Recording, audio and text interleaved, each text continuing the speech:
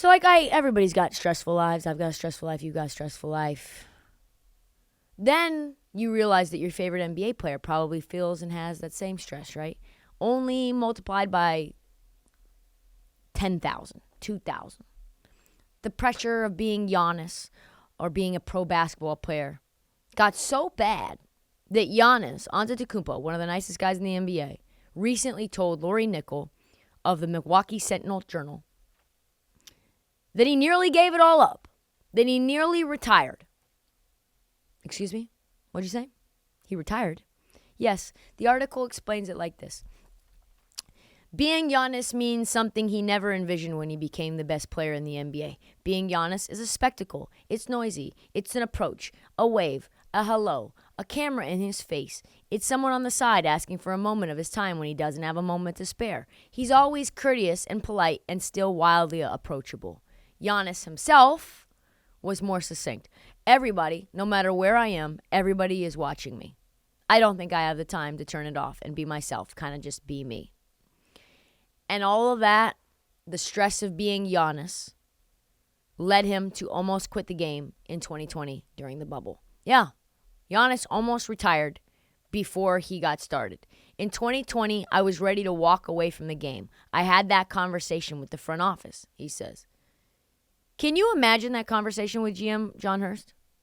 It's like, ring, ring, ring, ring. Hey, John, Giannis on line one. Oh, hey, Giannis. Hey, what's going on?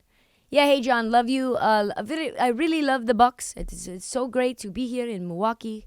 But I am retiring. My father has passed away, and I am hanging up my sneakers.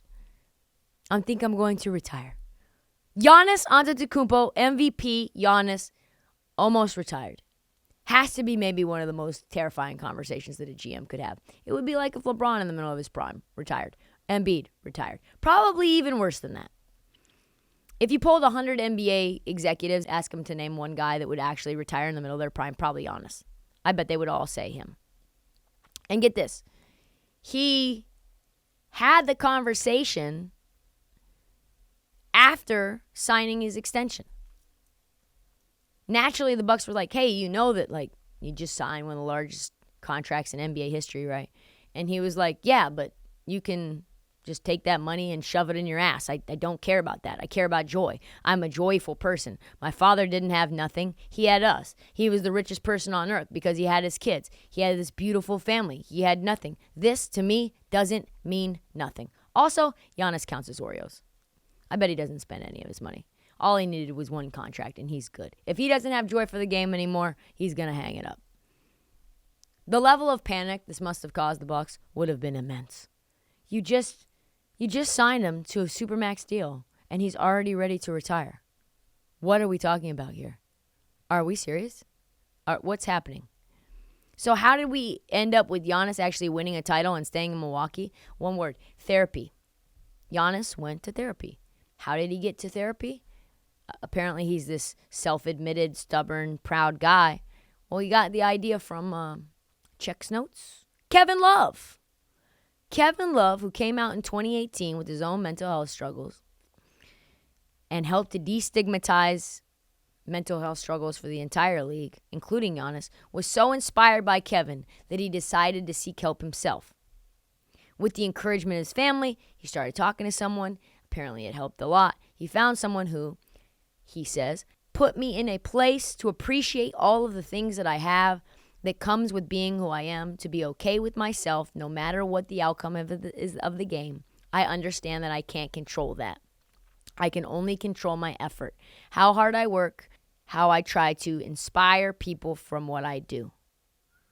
Michael Phelps, Naomi Osaka, DeMar DeRozan, Brandon Marshall, a lot of great athletes have sought help for their mental health. So Giannis knew he wasn't alone, but the best part of it is that he sought out Kevin Love to tell him that Kevin Love was so impactful about going out into the public sphere and telling everyone how important mental health was.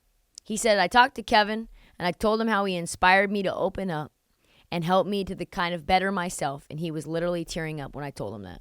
That's crazy. The Milwaukee Bucks should probably give Kevin Love a ring. If it wasn't for Kevin Love, Giannis would probably be on a beach somewhere in Greece eating French fries or Chick-fil-A or whatever it is. Like, that's crazy. And now Giannis has his own foundation that gives access to mental health counseling for people who don't or not able to afford it. From walking away from one of the biggest contracts in NBA history to now leading the charge for getting people who can't afford mental health care that they need while still playing basketball. Wow, what a winding road for Giannis. On a personal note, I know what it's like to be a little overwhelmed myself. So I would encourage everyone to go to therapy. It's done wonders for me, so many others that I know. So you don't have to face your stress alone. If you have the ability to do it, do it. And if you don't, go to Giannis's foundation because he's helping folks out again.